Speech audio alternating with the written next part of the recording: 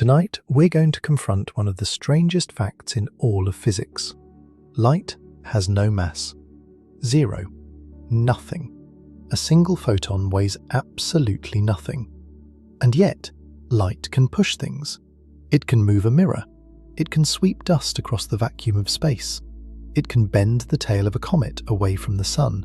It can, in theory, propel an entire spacecraft. How? How does something with no mass push something that does have mass? Every physics class teaches you that force comes from something with substance behind it. But light breaks that rule. Or rather, light reveals that the rule was never what we thought it was. By the end of tonight, you're going to understand exactly how something weightless exerts a real, measurable, physical push on matter, and why the answer reshapes how you think about force itself. Before we go any further, if you find this kind of deep exploration of physics interesting, a quick like or subscribe really helps the channel grow. It's a small thing for you, but it makes a huge difference for me. Now, let's begin. Let's start with something you already understand. Momentum. You experience it constantly, even if you never think about it in those terms. When a car slams into a wall, the damage is not caused by the car's weight alone.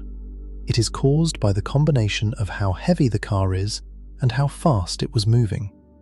A heavy car moving slowly might dent a bumper. A lighter car moving at tremendous speed might tear through concrete. Both factors matter. Mass and speed together determine how much push an object carries with it through space. This is one of the most fundamental ideas in all of physics. Isaac Newton formalized it more than 300 years ago. Momentum equals mass times velocity. A 10-kilogram bowling ball rolling at 5 meters per second has 50 units of momentum.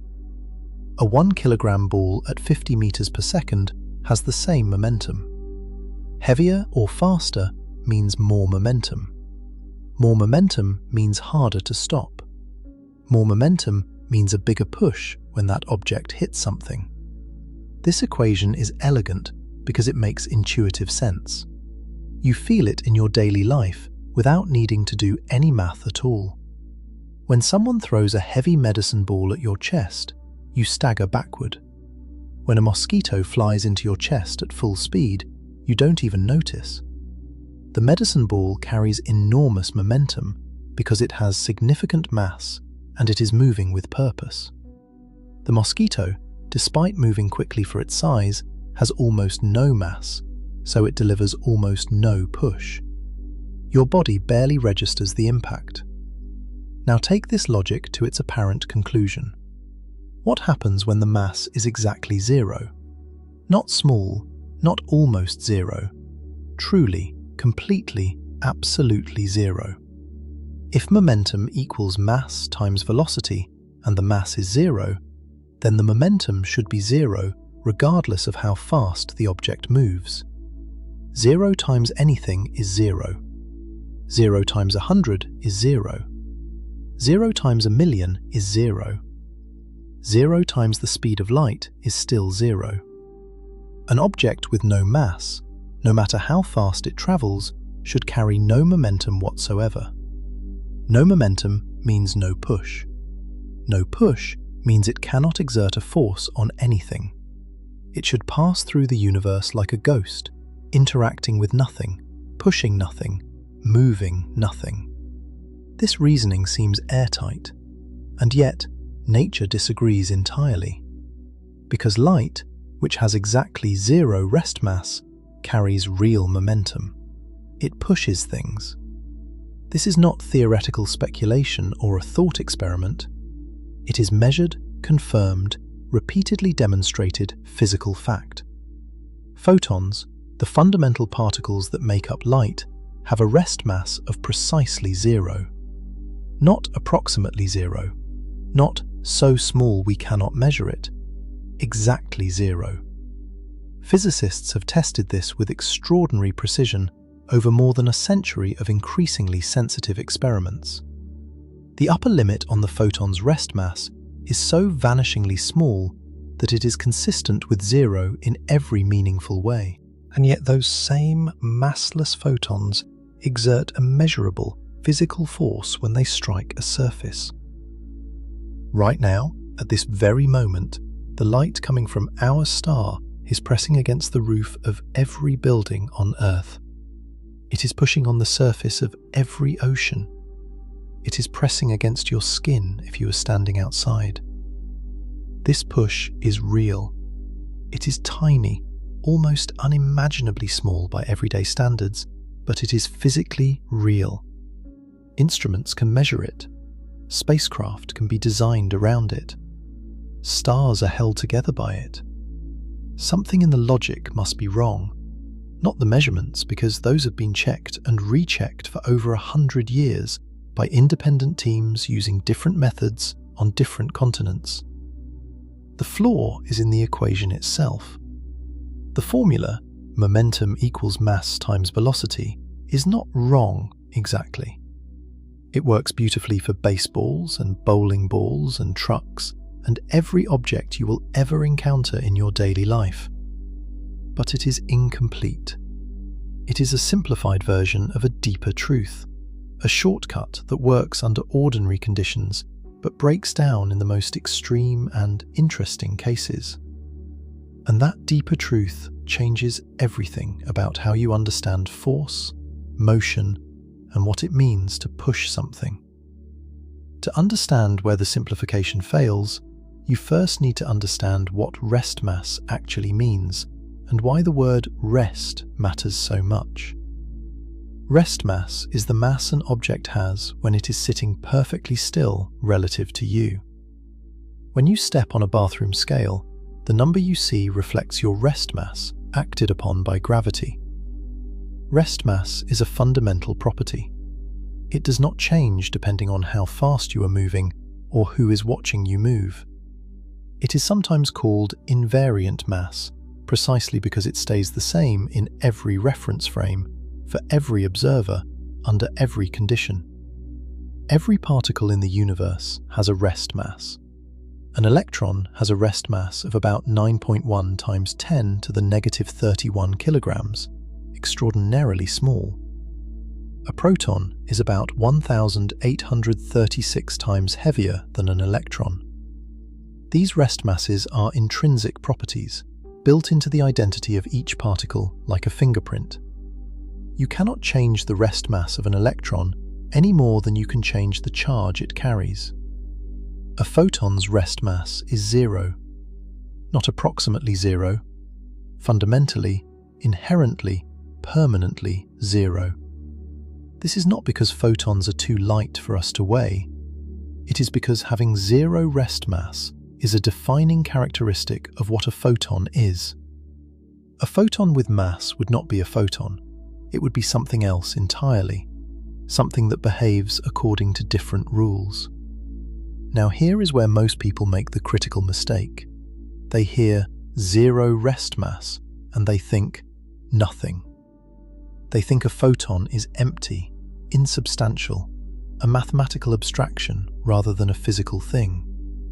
But rest mass is only one property a particle can have. It is an important property, certainly, but it is not the only one that matters. A photon has zero rest mass, but it has energy. It has frequency. It has wavelength. It has polarization. It has momentum. A photon is not nothing. It is a very specific and very real something. It is a quantum of electromagnetic energy moving through space at the speed of light. And that energy, it turns out, is the key to everything. This is where Albert Einstein enters the story. Most people know Einstein's famous equation, E equals mc squared. It is probably the most recognized equation in all of science. You see it printed on t-shirts and coffee mugs and posters in dormitory rooms. The equation tells you that mass and energy are two forms of the same thing. They are interchangeable. A small amount of mass corresponds to an enormous amount of energy because the speed of light squared is such a staggeringly large number. The speed of light is roughly 300,000 kilometers per second. Square that and you get a number with 17 digits. Multiply even a tiny mass by that enormous number and you get a tremendous amount of energy. This is why nuclear reactions release so much power. A tiny fraction of the mass of uranium atoms gets converted into energy, and that tiny fraction, multiplied by the speed of light squared, yields enough energy to power a city or destroy one. But E equals mc squared is not the full story. It is the special case. It tells you how much energy is locked inside the rest mass of an object that is sitting completely still. For a moving object, the relationship between energy, momentum, and mass is richer and more complete. The full equation says that the total energy of a particle squared equals the momentum times the speed of light, all of that squared, plus the rest mass times the speed of light squared, all of that squared. This complete relationship contains E equals mc squared within it. When momentum is zero, when the object is at rest, the first term vanishes and you recover the famous equation. But when the object is moving, both terms contribute. The total energy comes partly from the rest mass and partly from the motion. Now look at what happens when you set the rest mass to zero. This is the case for a photon. The entire second term disappears. It is gone.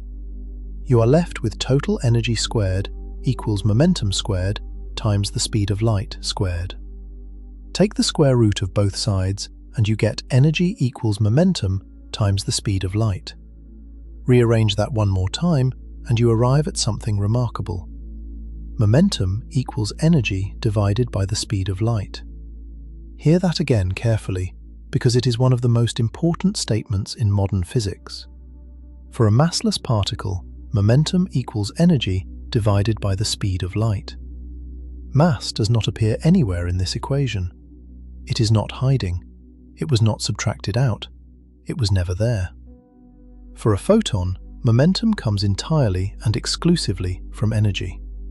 This means that every photon, no matter how dim or how bright, carries momentum.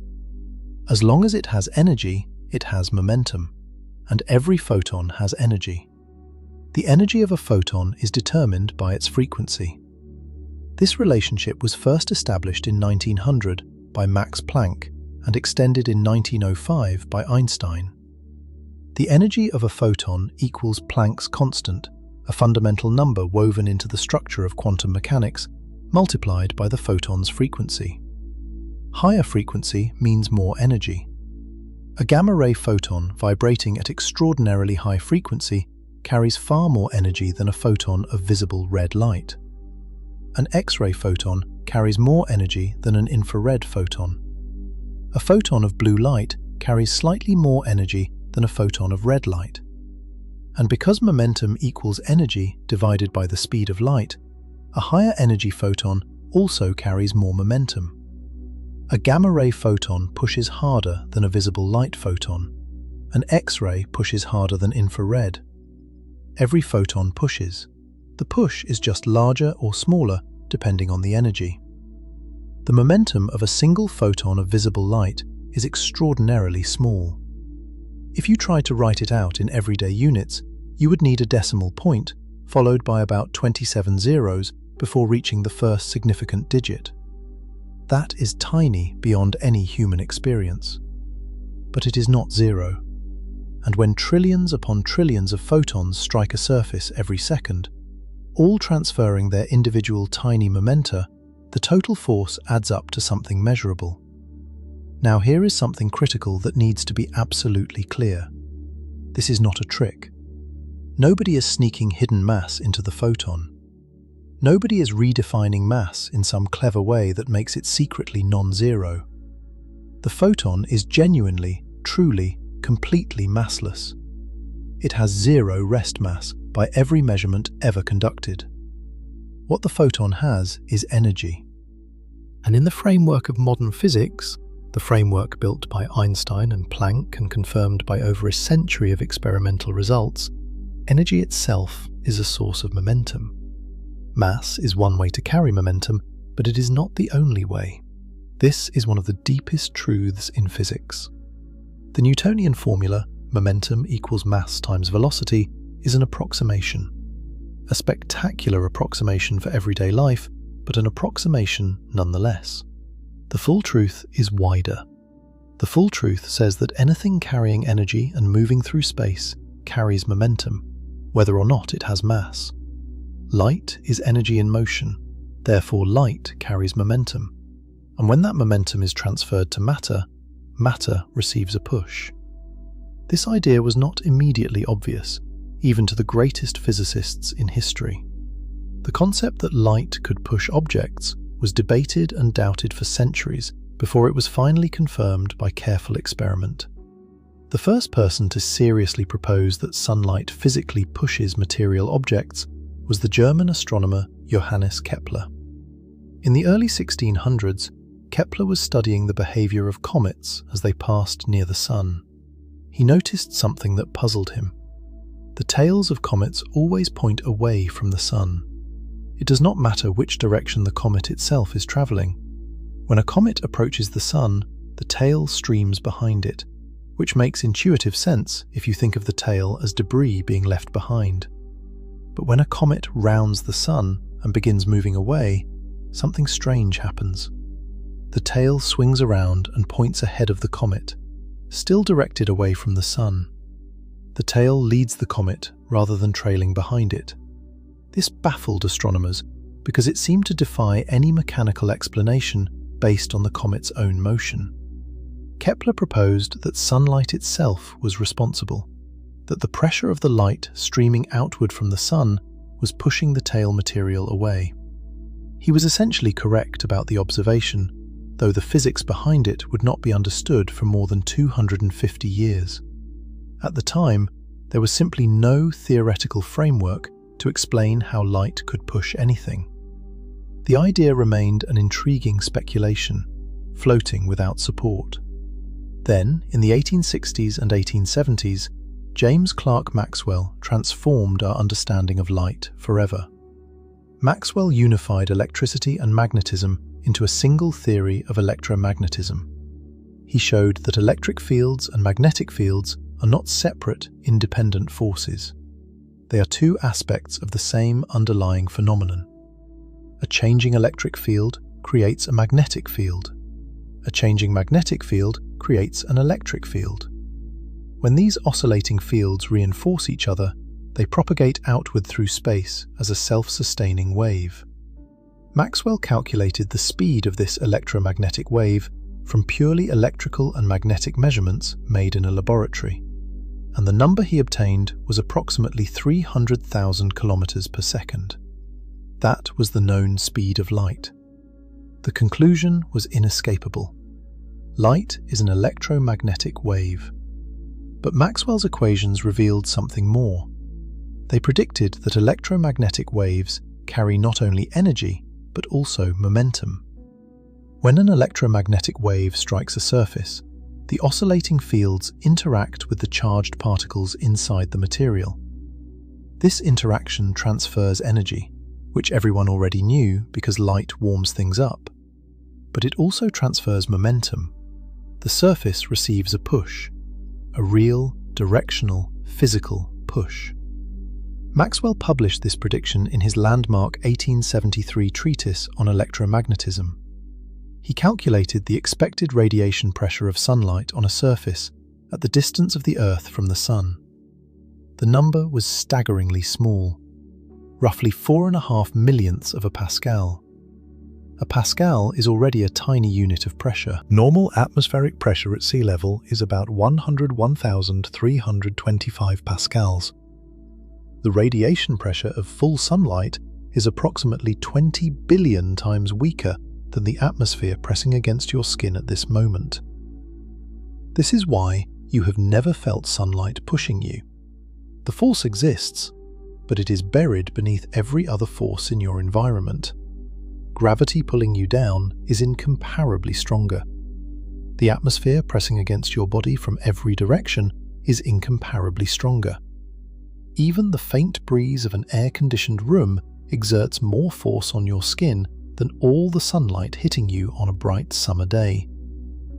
The push of light is real, but in everyday human experience, it is invisible, undetectable without precision instruments. Maxwell's prediction was mathematically rigorous and physically compelling, but predicting something on paper and proving it exists in the real world are very different challenges. The radiation pressure of light is so extraordinarily faint that measuring it required levels of precision and care that would not become possible for nearly 3 decades. The difficulty was not merely the smallness of the force. The fundamental problem was that every secondary effect of light on a surface is enormously larger than the direct momentum transfer. When light hits a surface, it heats that surface. The heated surface warms the air molecules in contact with it. Those warm molecules rise, and cooler molecules move in to replace them. This creates tiny convection currents that push on the surface with a force thousands of times greater than the radiation pressure itself. Any experiment attempting to isolate the pure push of light had to completely eliminate these thermal contaminations, and that was extraordinarily difficult. Several physicists tried and failed. One particularly instructive failure involved the Crookes radiometer, a device you may have seen in a novelty shop or a science classroom. It is a small glass bulb with most of the air removed, containing a set of lightweight vanes mounted on a spindle. Each vane is black on one side and shiny on the other.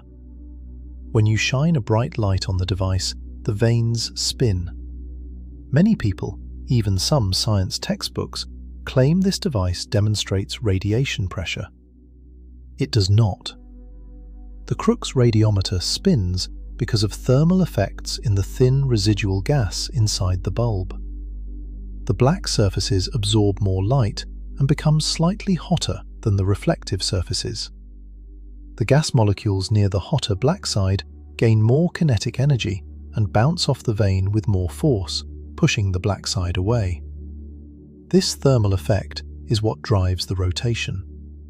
If pure radiation pressure were responsible, the vanes would actually spin in the opposite direction, because the reflective, shiny side should receive a larger momentum kick than the absorbing black side.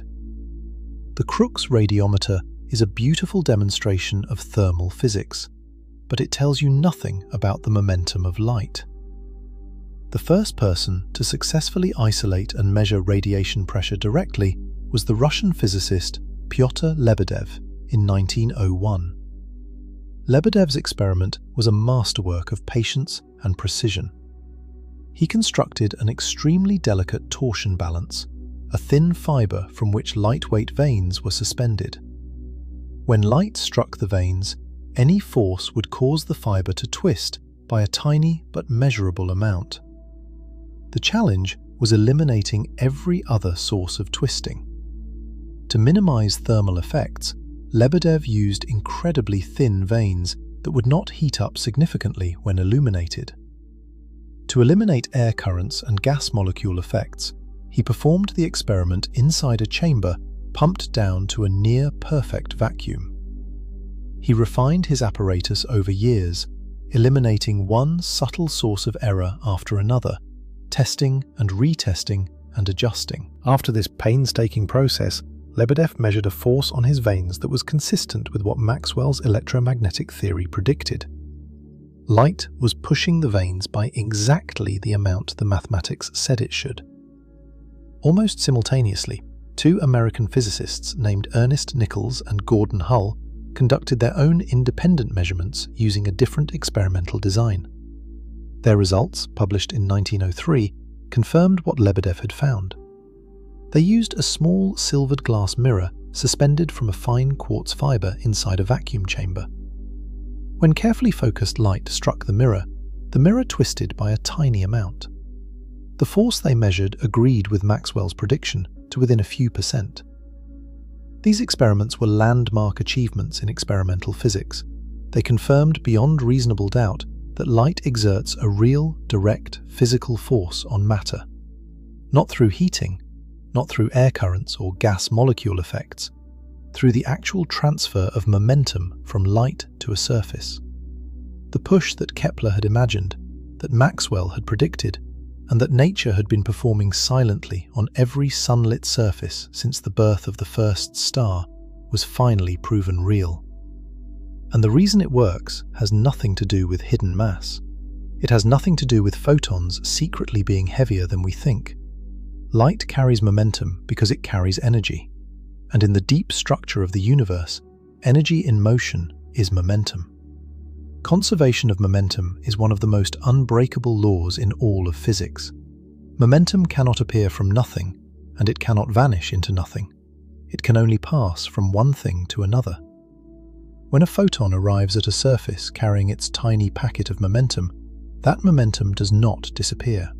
It transfers to the surface. The surface must respond. It must move, even if only by an amount too small for any human sense to detect. This is radiation pressure. It is as real as the pressure you feel when wind blows against your face. Wind pushes you because air molecules carry momentum and deliver it to your skin when they collide with you. Light pushes you in exactly the same conceptual way. Photons carry momentum and deliver it when they are absorbed by your skin or your clothing or anything else they encounter. The mechanism is different. Air molecules have mass. Photons do not. But the underlying principle is identical. Momentum arrives, momentum is transferred, and the object on the receiving end is pushed. What we have established so far is the foundation. Light has no rest mass, yet it carries momentum. That momentum comes from energy, not from mass. And when photons deliver that momentum to matter, they exert a real, measurable force. But we have not yet looked closely at what actually happens in the moment of contact.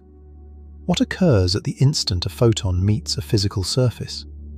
What does it look like when you zoom in on the interaction? And why does it make a difference whether the photon is absorbed by the surface or bounced back from it? Those questions will take us deeper into the true mechanics of how light pushes matter, and the answers will reveal that this force is even more nuanced and surprising than it first appears. Now we need to look closely at what actually happens when light meets matter. Not in the abstract, not as a concept. We need to follow a single photon right up to the moment it arrives at a physical surface and ask, step by step, what occurs. Because the details of that interaction determine how much push the object receives. And those details reveal something important about the nature of the force itself. There are two basic things that can happen when a photon arrives at a surface. The photon can be absorbed, or the photon can be reflected. In reality, most surfaces do some combination of both. Some fraction of the arriving light gets absorbed, and some fraction bounces back. But to understand the physics clearly, let's separate these two cases and examine each one on its own. Start with absorption. Imagine a single photon traveling through space. It is moving at the speed of light, carrying energy and momentum. It arrives at a surface, and the surface absorbs it completely. The photon vanishes.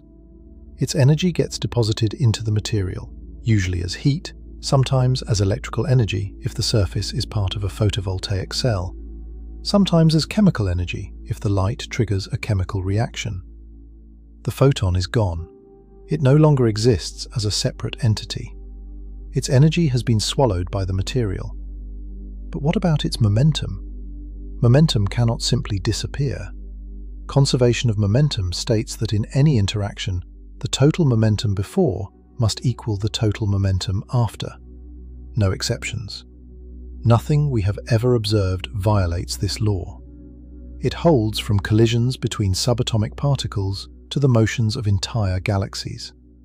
Before the absorption, there is momentum in the system. The photon carries it. After the absorption, the photon is gone. So where did that momentum go? It went into the surface. The object that absorbed the photon must now be moving slightly, carrying exactly the amount of momentum the photon had. If the object was initially stationary, it is now moving in the direction the photon was traveling. If the object was already moving, its velocity has changed by a tiny amount in the direction of the incoming light. This is the push. This is radiation pressure in its simplest form. A photon arrives, gets absorbed, and delivers its full momentum to the absorbing object. The object receives a tiny kick in the direction the light was traveling. One photon delivers one tiny kick. Trillions of photons deliver trillions of tiny kicks. The cumulative effect of all those kicks is a measurable, sustained force pressing on the surface. Now let's look at reflection. Same scenario. A single photon is traveling through space, carrying energy and momentum, moving in a particular direction. It arrives at a perfectly reflective surface, like an ideal mirror. But this time, the photon does not vanish. Instead, it bounces back. It reverses direction and heads back the way it came, still carrying energy, still moving at the speed of light, still very much existing as a photon. Here is where things get interesting.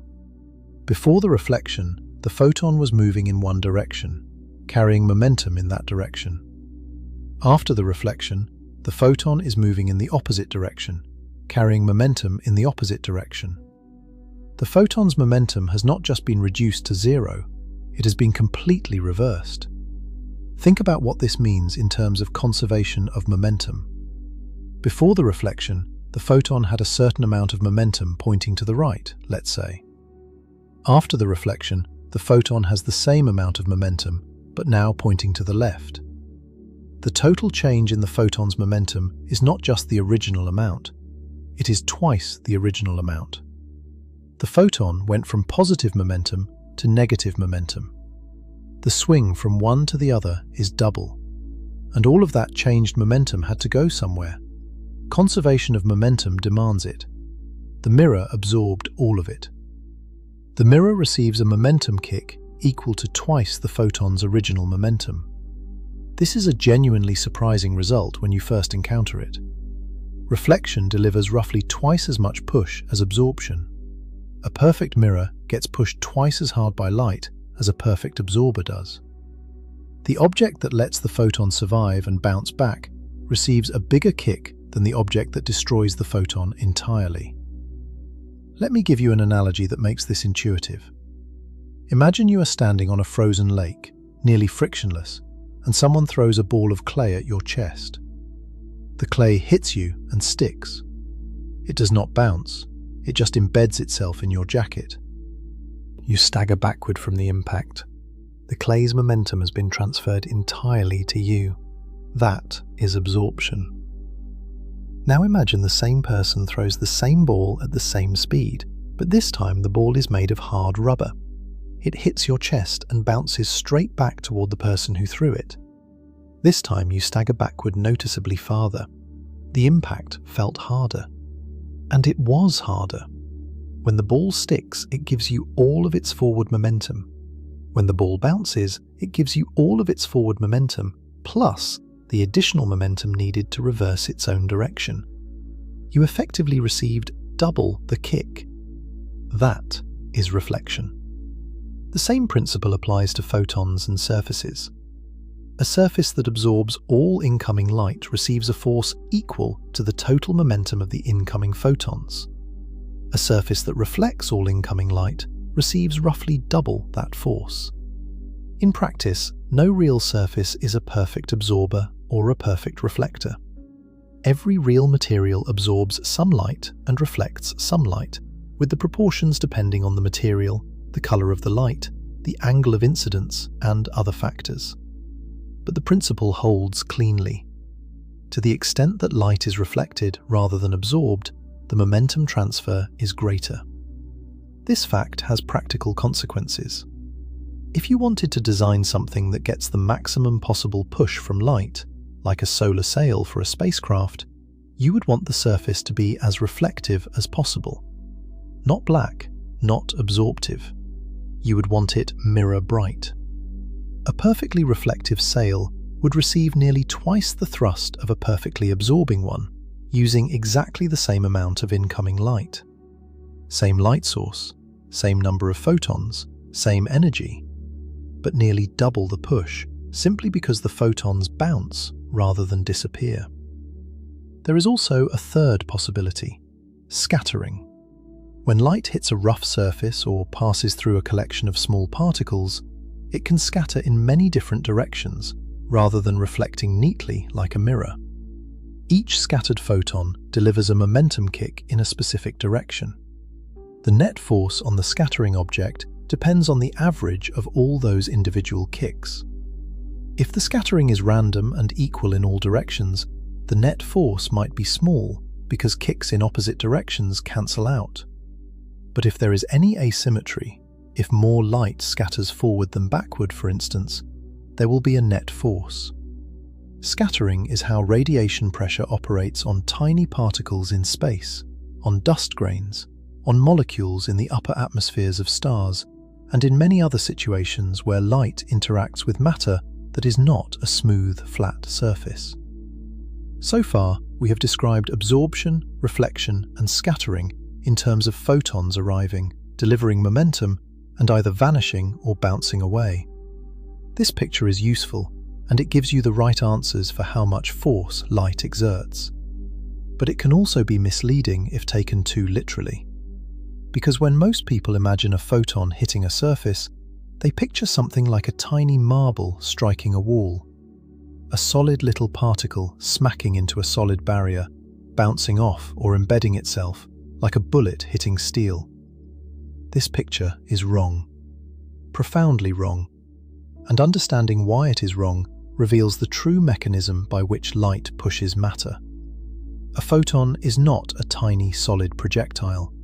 It does not physically collide with a surface the way a baseball hits a glove. Light does not push matter by touching it. There is no moment of mechanical contact, no instant where a hard little photon particle presses against a hard little electron and shoves it sideways. That is not what happens at all. What actually happens is electromagnetic. Remember what light is. Light is an electromagnetic wave. It consists of an electric field and a magnetic field oscillating perpendicular to each other and perpendicular to the direction the wave is traveling. These fields are not abstractions. They are real, physical fields that exert real forces on charged particles. Every piece of matter in the universe contains charged particles. Every atom has a positively charged nucleus surrounded by negatively charged electrons. When an electromagnetic wave passes through or encounters matter, those oscillating fields interact directly with the charged particles inside the material. Here is how it works, step by step. The electric field component of the light wave arrives at the surface and begins interacting with the electrons in the material. Electrons are lightweight and negatively charged, so they respond readily to electric fields. The oscillating electric field of the incoming light drives the electrons into oscillation. They begin vibrating back and forth in response to the wave's electric field. The electrons are being pushed and pulled by the light's electric component, accelerating first in one direction, then in the other, millions or billions or trillions of times per second, depending on the frequency of the light. Now, a moving charged particle in a magnetic field experiences a force. This is one of the most fundamental facts of electromagnetism. The force on a charged particle is determined by its charge, its velocity, and the magnetic field it is moving through. The direction of this force is perpendicular to both the velocity of the particle and the magnetic field. This is where the push comes from. The electric field of the light wave sets the electrons in motion. The magnetic field of the same light wave then acts on those moving electrons, pushing them in a direction that is along the direction the light is traveling. This is the force that creates radiation pressure. Let me say that again because it is subtle and it is the core of the entire mechanism. The electric field makes the electrons move. The magnetic field pushes the moving electrons forward in the direction the light is propagating. The combination of these two effects produces a net force on the material in the direction the light is traveling. That net force is radiation pressure. This is not a collision. It is not a projectile hitting a target. It is a field interaction. The electromagnetic fields of the light wave reach into the material and accelerate the charged particles inside it. the fields do the pushing. Not a particle striking another particle, not any form of mechanical contact. Fields pushing charges. That is the mechanism. Every single photon that arrives at a surface is actually a little packet of oscillating electric and magnetic fields. When those fields encounter the charged particles in the material, they exert forces on those particles. The forces are tiny for any individual photon, but they are real and they add up. Trillions of photons arriving every second means trillions of tiny electromagnetic pushes every second, all pointing in the same general direction, the direction the light was traveling. The sum of all those pushes is what we measure as radiation pressure. This field-based mechanism also explains why reflection transfers more momentum than absorption. When light is absorbed, the electromagnetic fields of the incoming photon drive the electrons, transfer their energy and momentum into the material, and cease to exist. The push is delivered once, in one direction. When light is reflected, something more complex happens. The incoming fields drive the electrons, but the electrons then re-radiate the energy as a new electromagnetic wave traveling in the opposite direction. The reflected light is not the same photon bouncing off like a rubber ball. It is the material's electrons absorbing the incoming energy and immediately re-emitting it. The electrons act as tiny antennas, receiving the incoming signal and broadcasting it back out. During this process, the electrons experience two pushes. First, the incoming wave drives them forward, just as in absorption. Then, the act of re-emitting the light in the opposite direction produces a recoil, like a gun recoiling when it fires a bullet. The electron was pushed forward by the incoming wave and pushed forward again by the recoil of emission.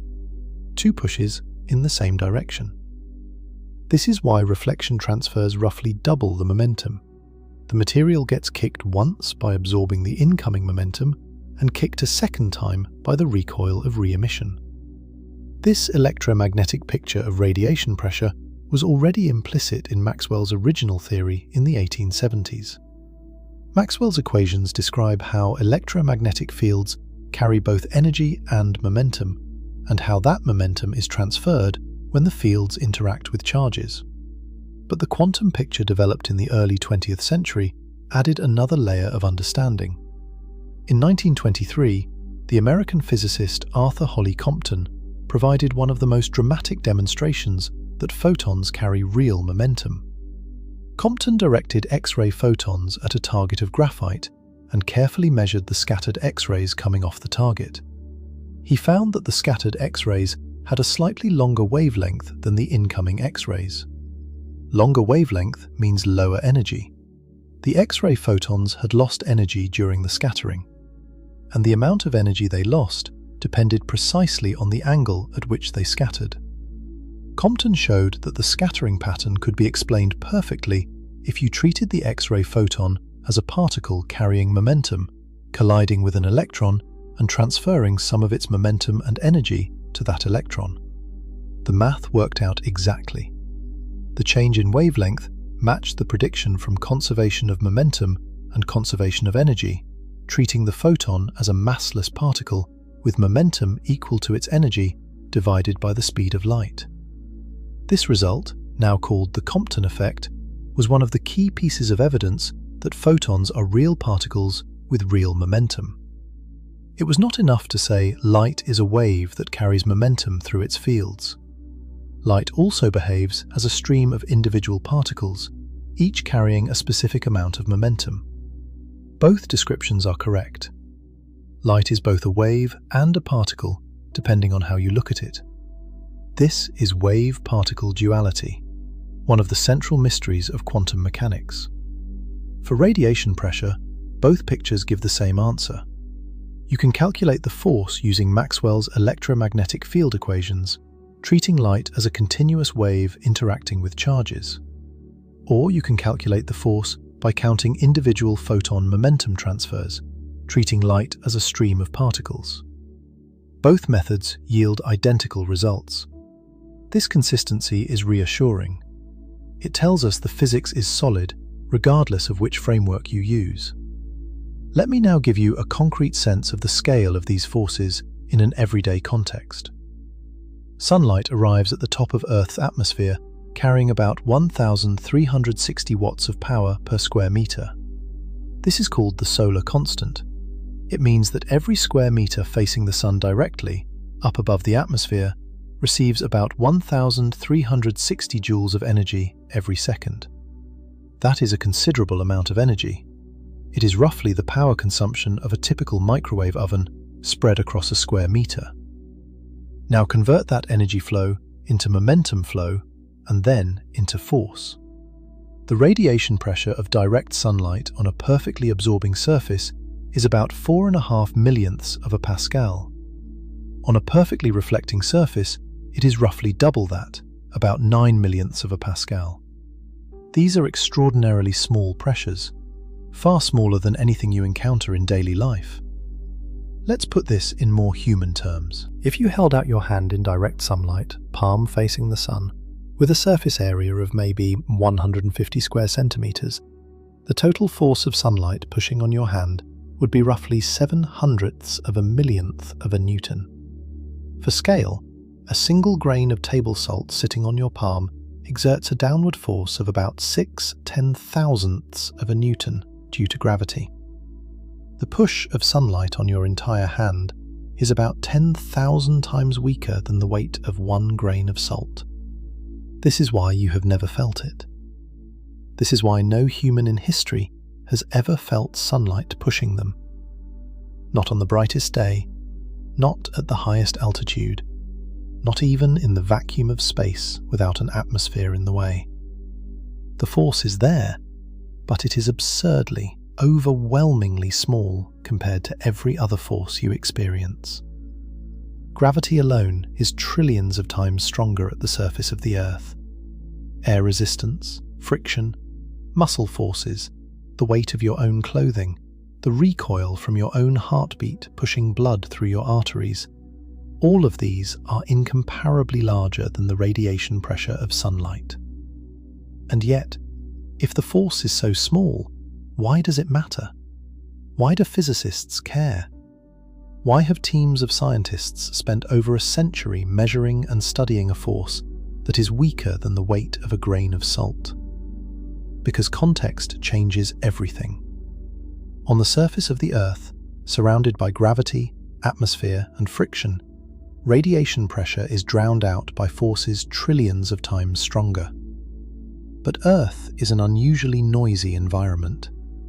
Strip those competing forces away, and something remarkable happens. This is a force that barely registers in your daily life, yet it shapes the behavior of matter across the cosmos. Understanding where and why requires looking at the environments where light has no competition. Consider what that means for an object with almost no mass. A tiny speck of dust in space, a molecule in the outer atmosphere of a star, a thin membrane designed to catch sunlight. For objects like these, where competing forces are small or absent, the push of light stops being negligible. It becomes the dominant force. And when it does, the consequences are extraordinary. The same photon momentum that cannot budge a grain of salt on your kitchen table can sweep dust between the planets, hold up a star against its own crushing gravity, and reshape the gas around a black hole across thousands of light years. These are not exaggerations. They are measured, observed, confirmed facts. And understanding how radiation pressure operates at these scales reveals just how powerful a massless force can become when you change the context. The physics we have described so far, the electromagnetic push of oscillating fields on charged particles, operates identically everywhere in the universe.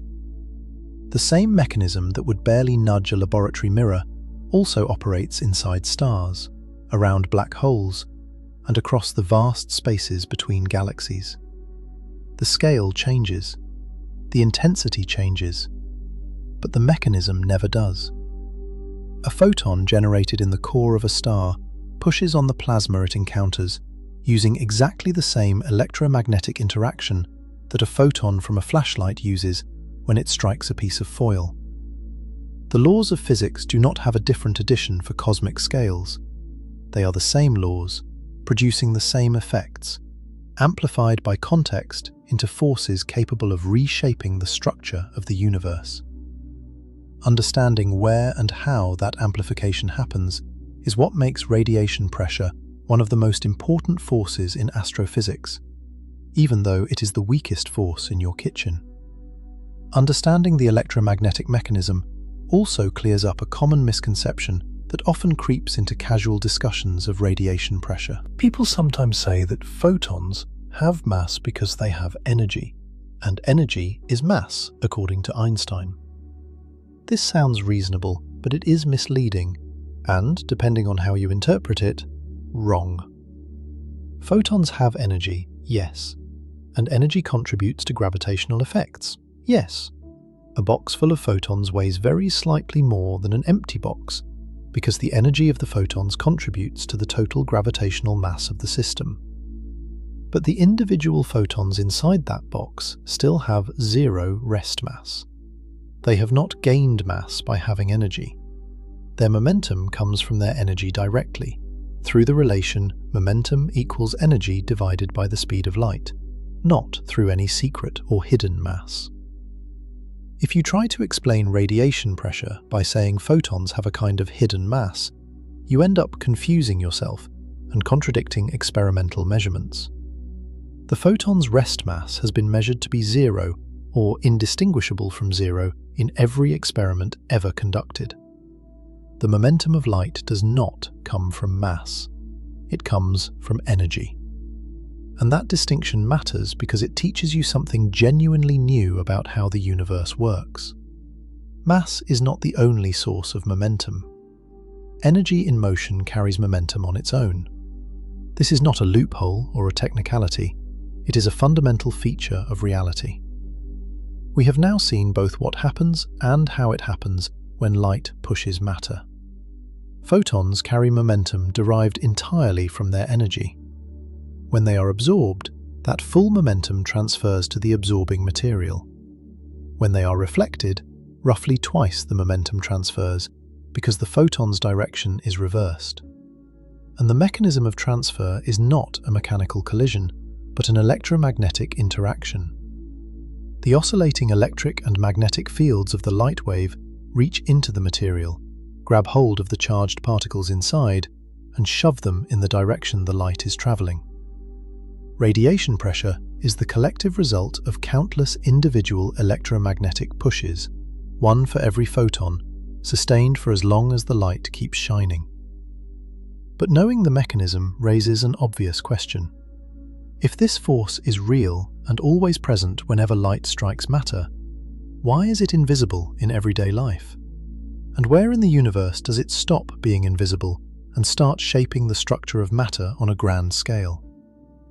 The answer to both questions turns out to involve scale, environment, and the remarkable things that happen when you remove gravity, friction, and atmosphere from the equation. To understand why radiation pressure is invisible in your daily life, you need to appreciate just how many forces are competing for your attention at every moment. Your body is a battleground of forces, and radiation pressure loses every single contest. Start with gravity. You are standing on a planet with a mass of roughly 6 trillion kilograms. That mass creates a gravitational field that pulls every kilogram of your body downward with a force of about 9.8 newtons. If you weigh 70 kilograms, gravity is pulling you down with roughly 686 newtons of force. That is a substantial pull. You feel it constantly. It determines how hard you have to work to climb stairs, how fast you fall if you trip, how much effort it takes to lift a bag of groceries. Now consider atmospheric pressure. You live at the bottom of an ocean of air. The atmosphere above you stretches upward for hundreds of kilometers, and all of that air has weight. The collective weight of the atmosphere pressing down on every square meter of the Earth's surface is about 101,325 newtons. That is over 10,000 kilograms of force per square meter. You do not feel it directly because the pressure pushes equally from all directions and your body is adapted to it. But it is there, and it is enormous. Friction is another force you encounter constantly. When you walk, friction between your shoes and the ground provides the grip that lets you push yourself forward. The frictional force between a rubber shoe and a concrete sidewalk can easily be several hundred newtons. Even the friction of your fingers gripping a coffee mug involves forces of several newtons. Now compare these to radiation pressure. The total force of full direct sunlight on your entire body, if you stood facing the sun with your full frontal area exposed, would be roughly a few millionths of a newton.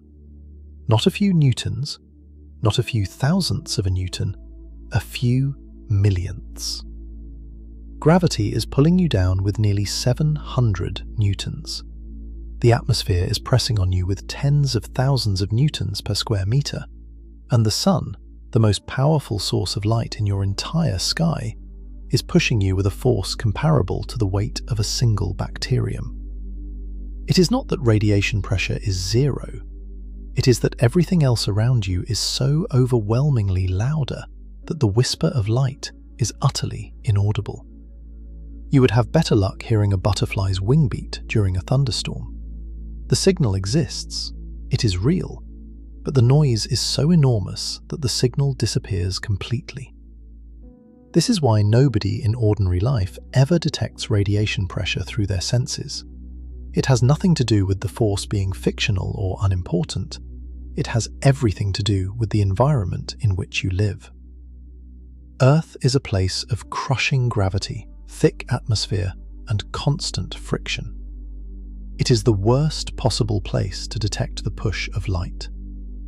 But now, change the environment. Go somewhere else. Go somewhere with no atmosphere, no friction, and very little gravity. Go to space. In the vacuum of interplanetary space, the situation reverses completely. There is no air resistance. Zero. A particle set in motion stays in motion forever unless something acts on it. There is no friction, nothing rubbing against anything else, nothing slowing anything down. And gravity, while still present, falls off with the square of the distance. Move far enough from any massive body and the gravitational pull becomes extremely weak. In this environment, even the tiniest force matters. Because when there is nothing opposing a force, that force can accumulate its effect over time without limit. A push of 1/1,000,000th of a newton, sustained for a year, will accelerate a lightweight object to a measurable speed. Sustained for a decade, the speed becomes significant. Sustained for a century, it becomes impressive. There is no friction to fight, no drag to overcome. Every tiny push adds to the velocity, and the velocity never decreases. The force just keeps building, second after second, year after year. This is what makes radiation pressure a dominant force in space. Not because the force itself becomes larger, though it can in certain environments, but because the competing forces become smaller or vanish entirely. When you remove the noise, the whisper becomes the loudest sound in the room. Consider a particle of dust 1 micrometer across, about the size of a bacterium, floating freely in interplanetary space at the distance of Earth from the Sun. Sunlight strikes this grain from one direction. The photons push the grain away from the Sun. Gravity pulls it toward the Sun. For a particle this small, the radiation pressure actually exceeds the gravitational pull. The particle accelerates outward, away from the Sun, slowly at first, but continuously. Given enough time, it will be pushed entirely out of the inner solar system. Light has overpowered gravity. The weightless force has beaten the force that holds planets in their orbits. Not because radiation pressure became stronger, but because the grain was small enough and light enough that gravity's grip was weaker than the steady push of photons. There is a specific size threshold where this transition happens. Particles smaller than roughly 1 micrometer are pushed outward by sunlight faster than gravity can pull them back. Larger particles are heavy enough that gravity wins, and they continue orbiting the Sun. This threshold depends on the particle's density, reflectivity, and shape. But the basic principle is clear. Below a certain size, light wins. Above that size, gravity wins. And this competition has real consequences for the distribution of material throughout our solar system. This same competition between gravity and radiation pressure explains the behavior of comet tails, the phenomenon that first led Johannes Kepler to suspect that sunlight could push matter more than 400 years ago. A comet is essentially a dirty snowball, a loose collection of ice, frozen gases, and dust left over from the formation of the solar system roughly 4.5 billion years ago. Most of the time, a comet drifts through the outer solar system in deep cold, inert, and invisible. But when a comet's orbit carries it closer to the Sun, the increasing warmth begins to transform it. The frozen gases on its surface sublimate, turning directly from solid to gas without passing through a liquid phase. As these gases escape, they carry tiny particles of embedded dust with them, launching them off the comet's surface and into the surrounding space. This creates a diffuse cloud of gas and dust around the comet called the coma. The coma can be enormous, sometimes spanning tens of thousands of kilometers, far larger than the solid nucleus at its center. And once this material is released from the comet's surface, it is exposed directly to sunlight. What happens next produces 2 distinct tails, each driven by a different mechanism. The first is the ion tail, made of electrically charged gas molecules. These ions interact with the solar wind, the constant stream of charged particles flowing outward from the Sun at speeds of several hundred kilometers per second. The solar wind sweeps the ions away from the Sun in a relatively straight, narrow tail that can stretch for millions of kilometers. The second tail is the dust tail. The tiny grains of dust released from the comet's surface are too heavy and electrically neutral to be affected by the solar wind. Instead, they are pushed by something else entirely: sunlight. Each grain of dust in the coma is struck by photons streaming outward from the Sun. Each photon delivers a tiny momentum kick. For the smallest grains, these kicks collectively exceed the gravitational pull of the Sun, and the grains are accelerated outward, away from the Sun. The result is a broad, curved tail of dust swept outward by radiation pressure. Both tails always point generally away from the Sun, regardless of the comet's direction of travel. When the comet rounds the Sun and heads outward, the tails swing ahead of it, still pointing away from the Sun. This only makes sense if the force shaping the tails radiates outward from the Sun rather than trailing the comet's motion. The ion tail is pushed by the solar wind. The dust tail is pushed by photon momentum. Both forces stream outward from the Sun, so both tails point away from it, no matter which direction the comet is heading. The dust tail is visible because the grains reflect sunlight toward your eyes.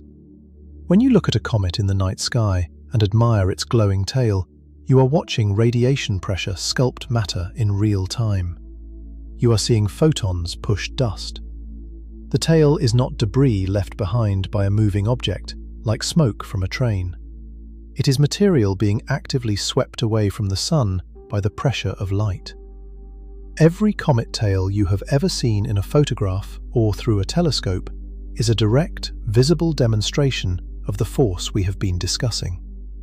Light, carrying no mass, pushing matter that does have mass across millions of kilometers of space. But the most dramatic role radiation pressure plays in the universe is not in sweeping away tiny dust grains. It is inside the most massive and luminous stars in existence. And to understand this, you need to meet a concept called the Eddington limit. In 1926, the British astrophysicist Arthur Stanley Eddington published a groundbreaking analysis of the internal structure of stars. Eddington understood that a star is a balancing act. Gravity pulls everything inward, trying to crush the star into the smallest possible volume. Internal pressure pushes outward, preventing the collapse.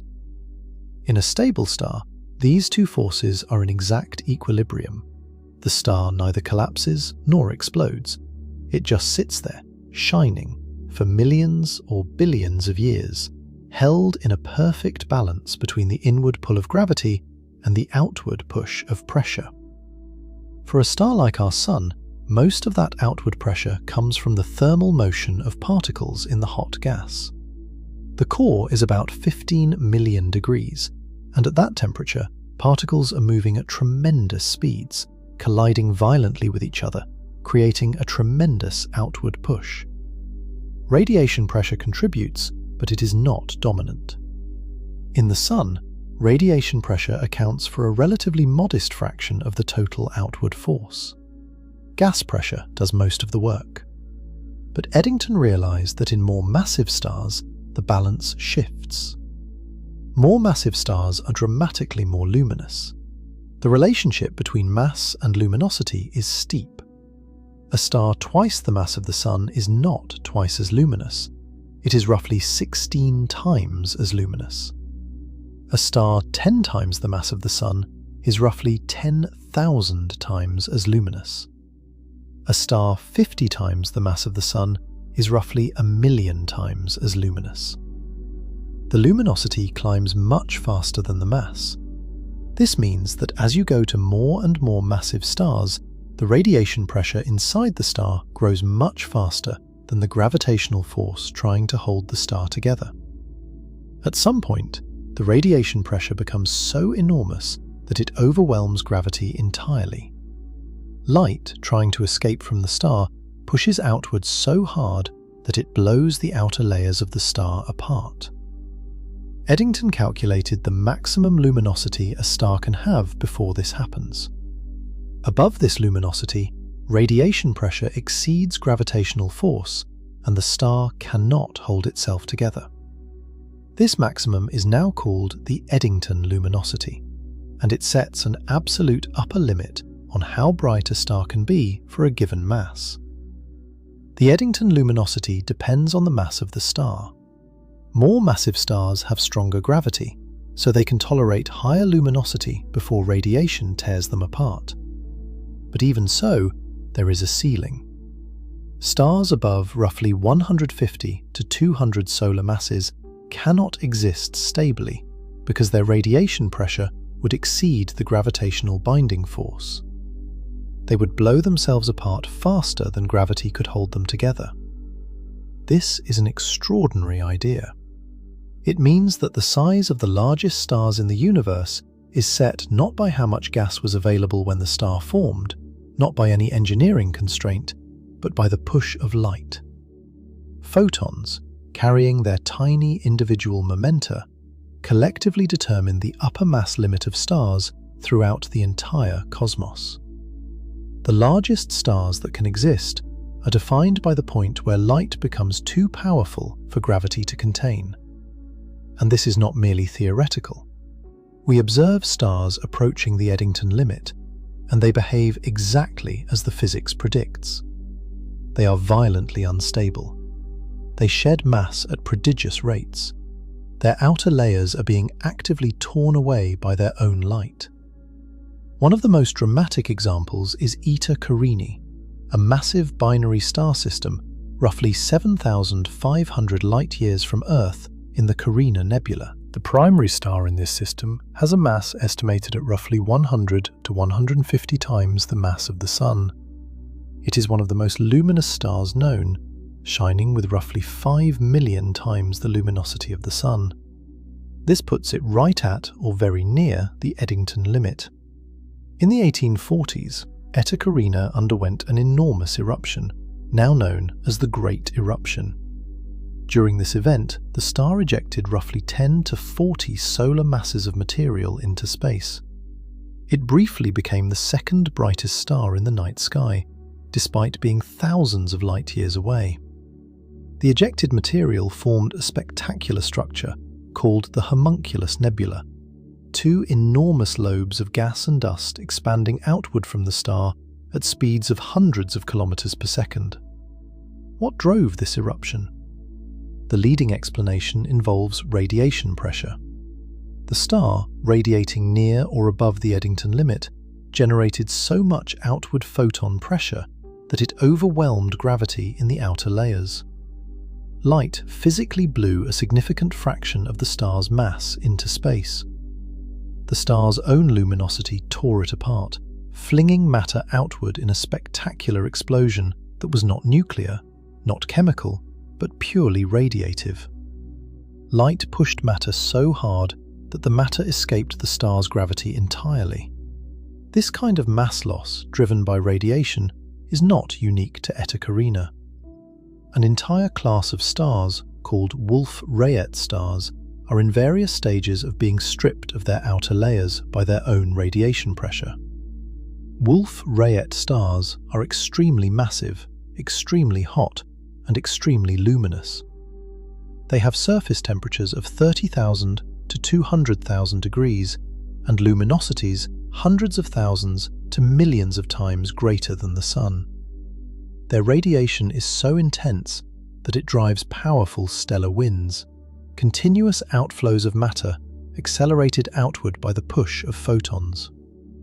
These stellar winds are not like the solar wind from our Sun. The solar wind is a flow of charged particles driven primarily by the expansion of the Sun's hot corona. Wolf-Rayet winds are driven directly by radiation pressure. Photons generated deep inside the star interact with atoms in the star's outer atmosphere, particularly with ions of heavy elements like carbon, nitrogen, and oxygen. These ions have many electrons, and each electron transition can absorb and re-emit a photon. Each absorption-emission cycle delivers a momentum kick to the ion. With enough photons and enough interactions, the cumulative push accelerates the gas outward faster than the star's escape velocity. The material streams away from the star at speeds of 1,000 to 3,000 kilometers per second, carrying enormous amounts of mass with it. A massive Wolf-Rayet star can lose a mass equivalent to our entire Sun in just 100,000 years through radiation-driven winds alone. Over millions of years, a star that began with perhaps 80 or 100 solar masses can lose more than half its original mass, stripped away layer by layer by its own light. By the time the star finally exhausts its nuclear fuel and explodes as a supernova, it may have only a fraction of the mass it started with. The rest was pushed away by photons. This process profoundly affects the chemical evolution of the universe. The material ejected by radiation-driven winds is enriched with heavy elements forged in the star's core. Carbon, nitrogen, oxygen, and heavier elements are scattered into the surrounding interstellar medium, where they mix with hydrogen and helium gas. This enriched material eventually forms new clouds, new stars, and new planetary systems. The atoms in your body, the carbon in your cells, the oxygen in your blood. Some of these were likely ejected from a massive star whose own light pushed them into space billions of years ago. To truly appreciate how radiation pressure operates inside a star, it helps to understand what a photon's journey from core to surface actually looks like. Most people imagine light streaming outward in a straight line, like a flashlight beam cutting through darkness.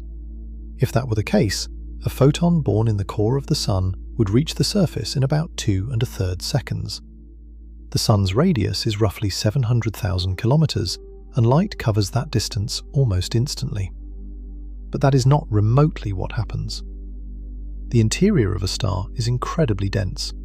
In the Sun's core, the density is roughly 150 times the density of water on Earth. This plasma is packed with charged particles, mostly free electrons and hydrogen nuclei, all absorbing and scattering photons constantly. A photon generated during a fusion reaction in the core does not travel far before it encounters one of these particles and gets absorbed. The particle holds that energy for a vanishingly brief moment, then re-emits a new photon. But the new photon heads off in a random direction, not outward, not inward. Random. It might go sideways, it might go backward toward the center, it might head outward for a fraction of a millimeter before being absorbed again and re-emitted in yet another random direction. This is called a random walk. The photon staggers outward through the plasma like a person stumbling blindfolded through a dense crowd, bouncing off one person after another, making progress toward the exit only on average and only very slowly. Each individual step is tiny, sometimes measured in fractions of a centimeter, and after each step, the direction resets randomly. The result is astonishing. A photon generated in the core of the Sun takes roughly 100,000 to 200,000 years to reach the surface. Some estimates put it even longer, a journey that light could complete in 2 seconds if traveling in a straight line takes 100 millennia because of the constant absorption and re-emission. And here is the critical point for understanding radiation pressure. Every single one of those absorption events is a momentum transfer.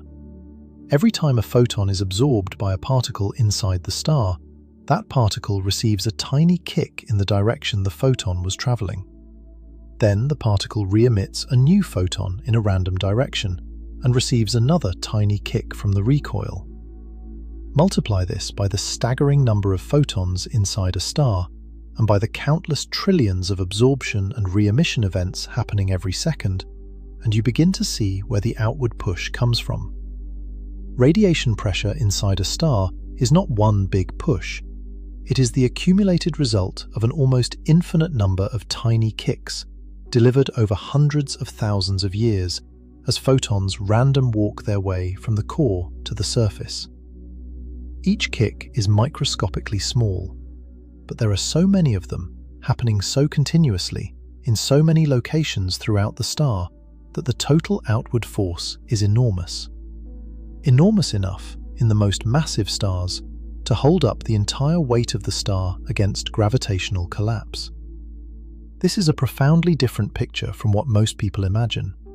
The light you see when you look at the Sun was not generated 2 seconds ago in the core.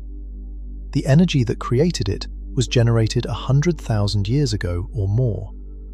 It has been bouncing around inside the Sun ever since, slowly diffusing outward through the dense plasma, transferring momentum at every step, contributing to the radiation pressure that keeps the star from collapsing. When that energy finally reaches the surface and escapes as visible light, it is ancient. It has been trapped inside the star for longer than modern humans have existed as a species. Radiation pressure also plays a critical role during star formation itself. When a dense cloud of gas and dust begins to collapse under its own gravity, forming a new star at its center, the growing star starts to shine. At first, it is dim, and its radiation pressure is negligible compared to the gravitational infall of material. But as the protostar grows larger and hotter, its luminosity increases. At some point, the radiation pressure from the young star begins to push back against the infalling gas. For low-mass stars like our Sun, this process is relatively gentle. The star's radiation clears away nearby gas and dust over millions of years, eventually halting the infall and leaving the star with whatever mass it managed to accumulate. But for massive stars, the process is far more violent and far more puzzling. Here is the problem. A star needs to accumulate mass by pulling gas inward through gravity. But as it grows, its luminosity increases and its radiation pushes outward against the infalling material. For stars above roughly 8 solar masses, the radiation pressure becomes so strong that it should, in simple calculations, halt the inflow of material entirely. The star's own light should prevent it from growing any further. This is called the radiation pressure barrier, and for decades it was a genuine puzzle in astrophysics. If radiation pressure stops mass infall above 8 solar masses, how do we explain the existence of stars with 50, 100, or even 200 solar masses. Those stars clearly exist. We observe them. But the naive physics says they should not be able to form. The resolution came from understanding that star formation is not a simple, smooth, symmetrical process. Real collapsing gas clouds are turbulent, clumpy, and chaotic. Material does not fall inward uniformly from all directions, like a shrinking sphere. Instead, it collapses preferentially through a disk, similar to how material orbits around forming planets. The disk channels material onto the star from the equator, while radiation escapes primarily through the poles, where the infalling material is thinner and more transparent. This allows the star to keep accreting mass through the disk, while radiation pressure vents excess energy along the polar axis. Additionally, the infalling material itself is not smooth. It arrives in dense clumps and filaments that are partially opaque to the star's radiation. These clumps can shield material behind them, allowing gas to fall inward in the shadow of the clumps, while radiation pushes away the more diffuse material around them. The interplay between gravity, radiation, turbulence, and geometry is extraordinarily complex, and modern supercomputer simulations are still working to fully capture all the details. But the essential picture is clear. Massive stars form despite radiation pressure, not because radiation pressure is absent, but because the geometry of real star formation allows material to sneak past the outward push of light. Once a massive star has formed and begun shining at full luminosity, its radiation reshapes the surrounding environment on an enormous scale. The intense ultraviolet light from a young, massive star ionizes the gas around it, heating it to roughly 10,000 degrees and causing it to expand outward. This creates a bubble of hot, ionized gas called an ionization region, which pushes into the surrounding cold molecular cloud. At the boundary of this expanding bubble, dense pillars and fingers of gas can form where the radiation has not yet penetrated. The most famous example of this process is the Pillars of Creation in the Eagle Nebula, first imaged in stunning detail by the Hubble Space Telescope in 1995, and later by the James Webb Space Telescope in 2022. These towering columns of gas and dust, stretching several light years in height, are being sculpted by radiation from nearby massive stars. The ultraviolet light is evaporating the pillars from the outside, stripping material away layer by layer. At the same time, the compression caused by the expanding radiation-driven bubble may be triggering new star formation within the pillars themselves, squeezing dense pockets of gas until they collapse under their own gravity and ignite as new stars. This is one of the most remarkable aspects of radiation pressure's role in the cosmos. It simultaneously destroys and creates. It strips material from existing structures while compressing other material into conditions where new stars can form. It is both a destructive force and a creative one, depending entirely on the local conditions. The same process operates in star-forming regions throughout the galaxy. Wherever massive stars are born, their radiation immediately begins transforming the environment. Gas is heated, ionized, and pushed outward. Dust is swept away or destroyed. Dense clumps are compressed and may form new stars. The surrounding molecular cloud is gradually eroded, its material either consumed by star formation or blown away by radiation and stellar winds. Over millions of years, the radiation from a cluster of massive stars can clear a cavity hundreds of light years across, sculpting the interstellar medium into the bubbles, shells, and filaments we observe throughout the Milky Way. Radiation pressure also helps clear the protoplanetary disks around young stars. After a star forms, it is typically surrounded by a disk of gas and dust, from which planets may eventually coalesce. But the disk does not last forever. The star's radiation, particularly its ultraviolet light, heats the upper layers of the disk. This heating drives a wind of material off the disk surface, a process called photoevaporation. Over millions of years, the disk loses mass through this process, eventually leaving behind only the planets, asteroids, and comets that managed to form before the disk disappeared. The timescale of disk clearing varies depending on the mass and luminosity of the star. Around low-mass stars, disks can persist for 10 million years or more, giving planets ample time to form. Around massive stars, the intense radiation can clear the disk in just 1 million years or less, leaving much less time for planet formation. This is one reason why planets around very massive stars may be rare. The star's own light destroys the nursery before the planets can finish growing. All of these examples share a common thread. In every case, the force doing the work is radiation pressure, the push of photons against matter. It is the same force that Maxwell predicted in the 1870s, the same force that Lebedev measured with his delicate torsion balance, the same force that pushes on your skin every time you step outside on a sunny day. The mechanism is identical in every instance. Electromagnetic fields interacting with charged particles, transferring momentum from light to matter. What differs is only the context. On Earth, the force is negligible. In space, around massive stars, inside collapsing clouds, and at the boundaries of stellar nurseries, it is one of the most powerful forces shaping the visible universe. Perhaps the most striking lesson from all of this is that radiation pressure's importance has nothing to do with any change in the underlying physics. The photons are the same everywhere. They carry the same momentum for the same energy, regardless of whether they are striking a mirror in a laboratory or pushing gas off the surface of a Wolf-Rayet star 7,000 light-years away. What changes is the environment.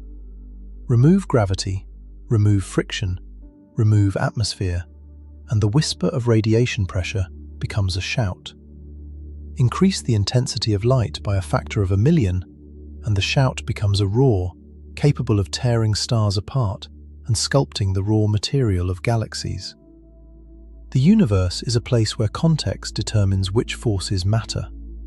On Earth, gravity and electromagnetism, in the form of chemical bonds and friction, dominate your experience.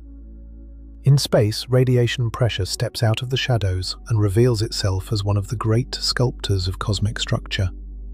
It holds up stars, drives stellar winds, clears protoplanetary disks, shapes nebulae, sets the upper mass limit for stars, and determines the fate of the smallest particles of interstellar dust.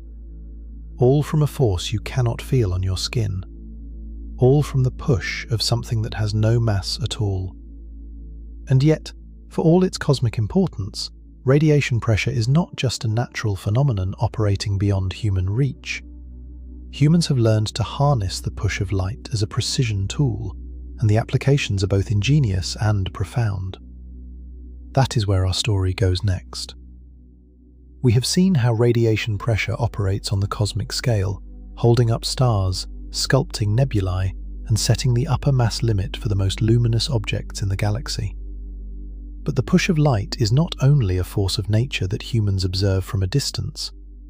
Over the past half-century, physicists and engineers have learned to harness the momentum of photons with extraordinary precision, turning one of the weakest forces in your everyday experience into one of the most powerful tools in modern science.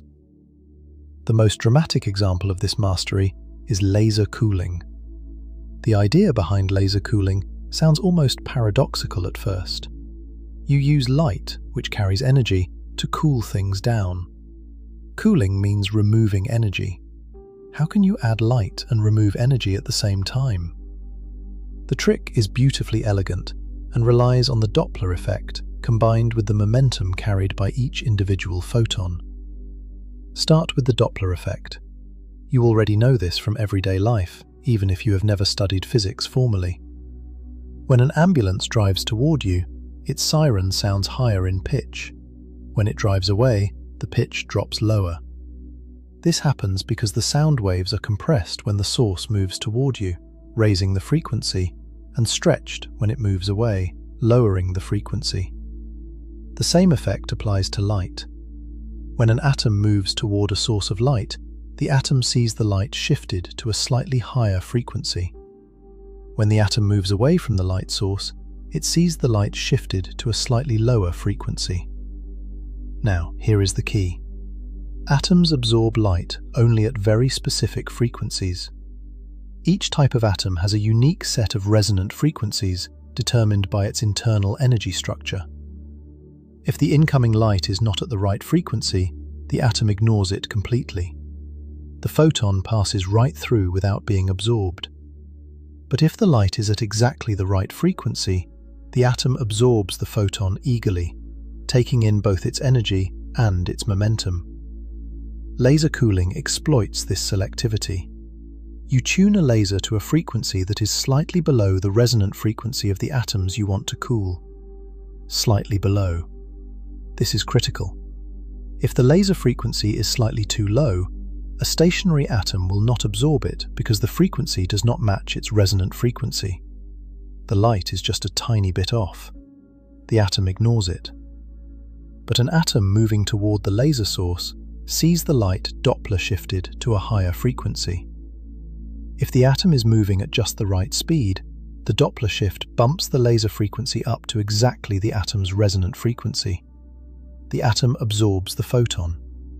When it absorbs the photon, it receives a momentum kick in the direction opposite to its motion, because the photon was traveling toward the atom, while the atom was traveling toward the photon.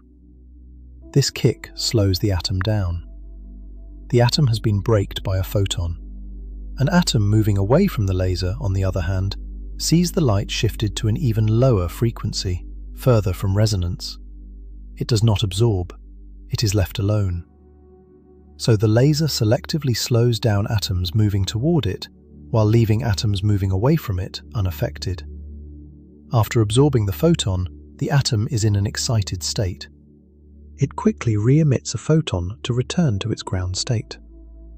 But this re-emitted photon goes off in a random direction. Sometimes it heads up, sometimes down, sometimes left, sometimes right. Over many absorption and re-emission cycles, the random re-emissions average out to zero net push. The only consistent directional force is the slowing force from the incoming laser, which always pushes against the atom's motion toward the laser. Now surround the atom with lasers from all 6 directions: left, right, up, down, forward, backward. Each laser is tuned slightly below the atomic resonance. No matter which direction the atom moves, it is moving toward one of the lasers and sees that laser's light Doppler shifted into resonance. It absorbs a photon from that laser and gets slowed. Move left, and the laser coming from the left slows you. Move right, and the laser from the right slows you. Move in any direction at all, and some laser is there to push against your motion. The result is that atoms in this configuration are slowed from every direction simultaneously. They lose kinetic energy. Their temperature drops. Temperature, after all, is just a measure of how fast particles are moving on average. Slower atoms mean lower temperature. With this technique, physicists can cool a cloud of atoms from room temperature, where they are zipping around at hundreds of meters per second, down to temperatures of a few millionths of a degree above absolute zero, where they are barely crawling. A few millionths of a degree. That is colder than anything that exists naturally anywhere in the known universe. The cosmic microwave background radiation, the faint afterglow of the Big Bang that fills all of space, has a temperature of about 2.7 degrees above absolute zero. Laser-cooled atoms are more than 1 million times colder than the background temperature of the universe itself. And this astonishing feat is accomplished entirely by the momentum of photons. Trillions of tiny pushes, each one nudging an atom a little slower, collectively draining the kinetic energy from the cloud until the atoms are nearly motionless. The physicists who developed and refined laser cooling were recognized with the Nobel Prize in Physics in 1997. Stephen Chu, Claude Cohen-Tanuji, and William Daniel Phillips shared the prize for their contributions to developing methods to cool and trap atoms with laser light. Their work opened up entirely new fields of physics. Ultra-cold atoms behave in ways that are impossible to study at higher temperatures. Quantum effects that are normally hidden become visible and dominant. When atoms are cooled to these extreme temperatures, something extraordinary can happen. If you cool certain types of atoms, specifically atoms classified as bosons, to just a few billionths of a degree above absolute zero, the individual atoms lose their separate identities. They stop behaving as distinct particles and begin behaving as a single quantum entity. Thousands or even millions of atoms collapse into the same quantum state, occupying the same space, moving in perfect lockstep. This is a Bose-Einstein condensate, a state of matter first predicted theoretically by the Indian physicist Satyendra Nath Bose and by Albert Einstein in 1924 and 1925, but not created in the laboratory until 1995. That first experimental realization was achieved by Eric Cornell and Carl Wyman at the University of Colorado, and independently by Wolfgang Ketterle at the Massachusetts Institute of Technology. They used laser cooling as the crucial first step to slow the atoms, followed by additional cooling techniques to push the temperature even lower. The result was a tiny cloud of rubidium atoms, perhaps a few thousand of them, all occupying the same quantum state. The cloud behaved not as a collection of individual particles, but as a single macroscopic quantum object. You could see quantum behavior, normally confined to the subatomic world, playing out on a scale visible under a microscope. Cornell, Wyman, and Ketterle received the Nobel Prize in Physics in 2001 for this achievement. Their work confirmed a prediction that had stood unverified for 70 years. And none of it would have been possible without the ability to push atoms around with photons. The entire field of ultra-cold quantum matter rests on the fact that light carries momentum, and that momentum can be used to control the motion of individual atoms with extraordinary precision. Bose-Einstein condensates are not merely laboratory curiosities. They have become essential tools for probing the deepest questions in physics. Researchers use condensates to simulate the behavior of electrons in solid materials, creating analog systems where the physics is simpler and more controllable. They use condensates to study superfluidity, the frictionless flow of quantum matter that defies everyday intuition. They use condensates to test fundamental symmetries of nature and to search for subtle violations that might hint at physics beyond our current understanding.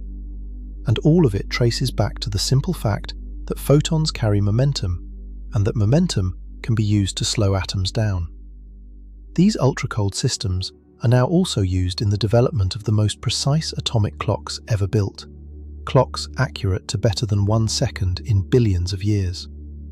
They are used to test fundamental physics, probing whether the constants of nature truly are constant or whether they vary over time. They are used in quantum computing research, in precision measurements of gravity, in the development of quantum sensors. Each application exploits the same foundational principle. Light pushes matter, and if you are clever enough about how you push, you can accomplish things that would have seemed like magic a century ago. Another application of light's push that earned a Nobel Prize is optical tweezers. This technique was pioneered by the American physicist Arthur Ashkin, beginning in the 1970s and continuing through the 1980s. Ashkin received the Nobel Prize in Physics in 2018 for his invention, making him, at 96 years old, the oldest person ever to receive the prize at that time. Optical tweezers use a tightly focused laser beam to trap and manipulate tiny objects. The principle relies on the fact that light exerts force on matter, but the details are more subtle than simple radiation pressure pushing something forward. When a laser beam is focused through a microscope objective to a very tight point, the intensity of the light varies sharply across the beam. The center of the focus is brightest, and the intensity drops off rapidly toward the edges. A small transparent object, like a cell, a bacterium, or a tiny glass bead, sitting near this focused beam, experiences a force pulling it toward the region of highest intensity. This happens because the light refracts as it passes through the transparent object. The refraction changes the direction of the photons, and by Newton's third law, the object experiences an equal and opposite force.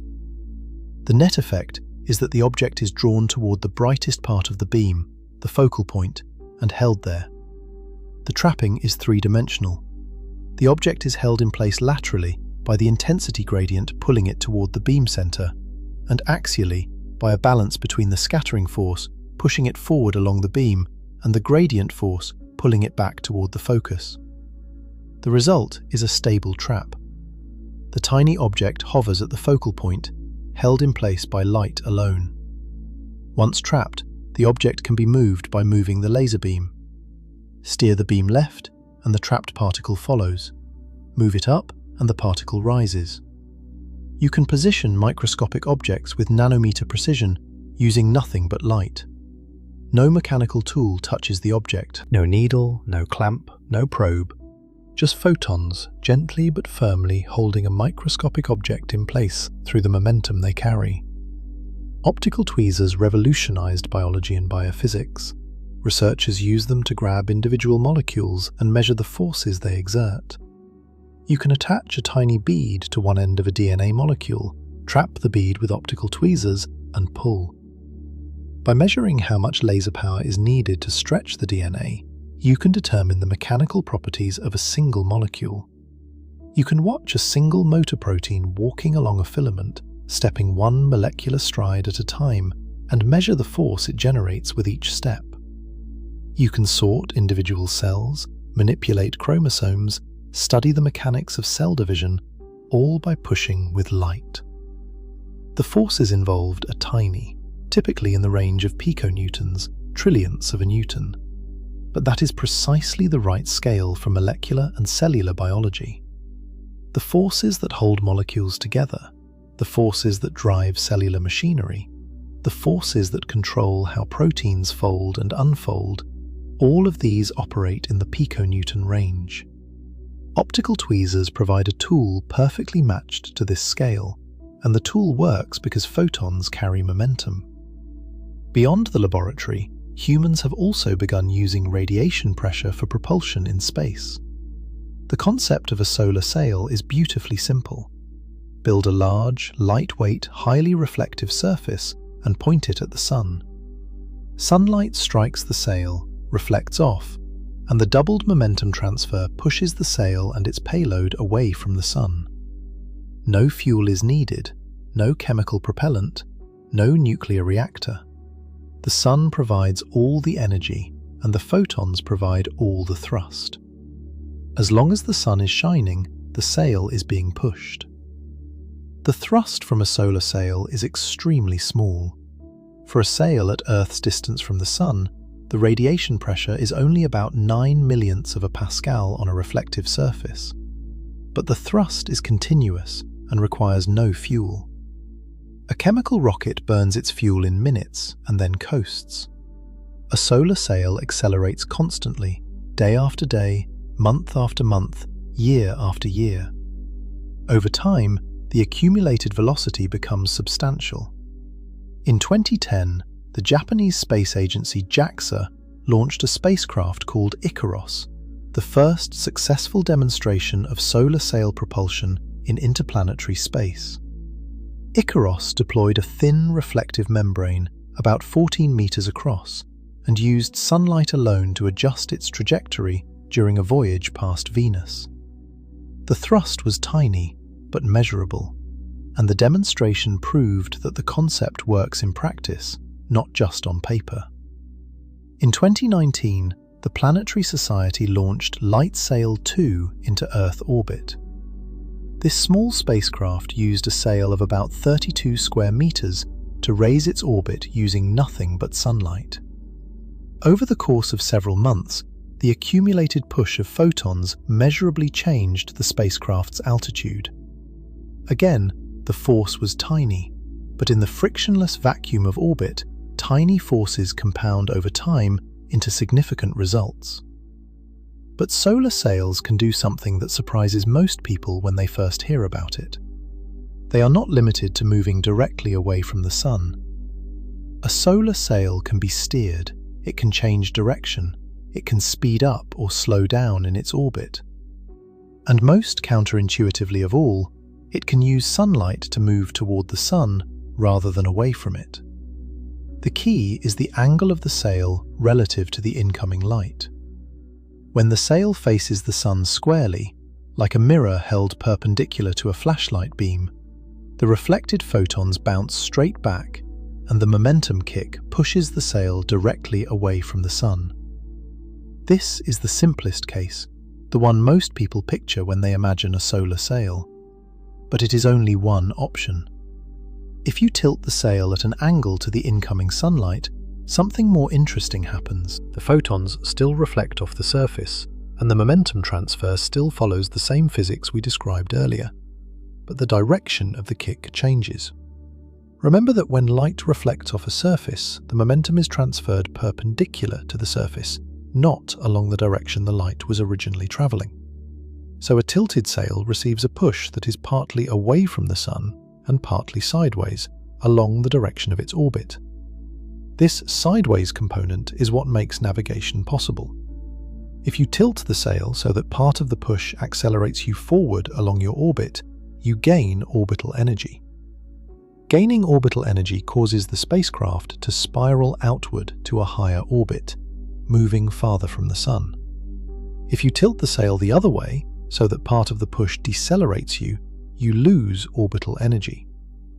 Losing orbital energy causes the spacecraft to spiral inward, dropping to a lower orbit, moving closer to the sun. This means a solar sail can tack toward the sun using the sun's own light, the same way a sailboat can tack into the wind. The analogy is not perfect because the physics of air flowing over a sail is different from the physics of photon reflection. But the strategic principle is the same. By angling the sail cleverly, you can extract a component of force in whatever direction you need, including toward the source of the push. Navigation means continuously adjusting the sail's orientation. Tilt it one way to raise the orbit, tilt it the other way to lower it, angle it to change the orbital plane. The adjustments are subtle and the forces are tiny, but in the frictionless vacuum of space, every push accumulates. Over weeks and months, the trajectory bends gradually in whatever direction the operator chooses, controlled entirely by the angle at which photons bounce off a reflective surface. This connects directly back to the reflection physics from earlier. The doubled momentum transfer from reflection is not just about magnitude, it also determines direction. When photons bounce off a tilted mirror, they leave at an angle, and the recoil pushes the mirror at the complementary angle. The sail operator exploits this geometry to steer. Every course correction, every orbital maneuver, every change in trajectory is accomplished by the same mechanism we described for a single photon bouncing off a mirror. Conservation of momentum, applied photon by photon, trillions of times per second, with the direction of each kick set by the tilt of a sheet of reflective material thinner than a human hair. Solar sails have a remarkable advantage for long-duration missions. They never run out of fuel because they do not carry any. A chemical rocket is limited by how much propellant it can store. Once the propellant is gone, the engine is dead weight. A solar sail, by contrast, can thrust indefinitely as long as it remains within range of a star. For missions to the outer solar system or even to other stars, where journey times are measured in decades or centuries, this matters enormously. A spacecraft that can accelerate for years will ultimately reach speeds that no chemical rocket can match, simply because it never stops pushing. There are limitations. The intensity of sunlight decreases with the square of the distance from the sun. At Jupiter's distance, sunlight is only about 4% as intense as at Earth. At Neptune, it is roughly 1/10 of 1%. The push gets progressively weaker as you move outward. For deep space missions, laser-driven sails have been proposed as an alternative. Instead of relying on sunlight, a powerful laser based near the sun would beam concentrated light at the sail, providing a much more intense and sustained push. This is the concept behind proposals like Breakthrough Starshot, which envisions using giant laser arrays to accelerate tiny sail-equipped probes to 20% of the speed of light, fast enough to reach the nearest star system in roughly 2 decades. But radiation pressure does not only serve human technology, it also plays a role in shaping the largest structures in the universe, on scales that dwarf anything humans have ever built. At the center of most large galaxies sits a supermassive black hole. The black hole at the center of our own Milky Way has a mass of roughly 4 million times the mass of the Sun. Others are far larger. Some supermassive black holes in distant galaxies have masses of billions of solar masses. These objects are extraordinary, concentrations of mass so dense that nothing, not even light, can escape once it crosses the event horizon. But the region just outside a supermassive black hole can be the most luminous environment in the entire universe. When gas falls toward a black hole, it does not plunge straight in. Instead, it spirals inward through a disk of superheated material called an accretion disk. As the gas spirals closer, friction and compression heat it to hundreds of millions of degrees. At these temperatures, the gas radiates with extraordinary intensity. The luminosity of an actively feeding supermassive black hole can exceed the combined luminosity of every star in its host galaxy. A single object, smaller than our solar system, can outshine 100 billion suns. This phenomenon creates what astronomers call an active galactic nucleus. The radiation pouring out from the accretion disk exerts tremendous radiation pressure on the surrounding gas. Just as inside a massive star, the photon pressure pushes outward against the infalling material. If the luminosity is high enough, approaching or exceeding the Eddington limit for the black hole's mass, the radiation can actually halt or reverse the inflow of gas. Material that was falling toward the black hole gets pushed back outward by the sheer force of light. This matters enormously for the evolution of entire galaxies. Without any regulating mechanism, a massive galaxy with abundant gas would keep forming stars indefinitely. Gas would cool, collapse, and ignite into new stars at a prodigious rate. The galaxy would be a runaway star factory. But the radiation from the active galactic nucleus pushes gas outward, heating it, preventing it from cooling and collapsing into new stars. The central black hole, through the radiation pressure generated by its accretion disk, effectively regulates star formation across the entire galaxy. It acts as a thermostat. When gas flows inward and feeds the black hole, the resulting radiation heats the surrounding gas and slows the inflow. When the inflow drops, the luminosity decreases and the gas can begin cooling and falling inward again. This feedback cycle modulates star formation over billions of years.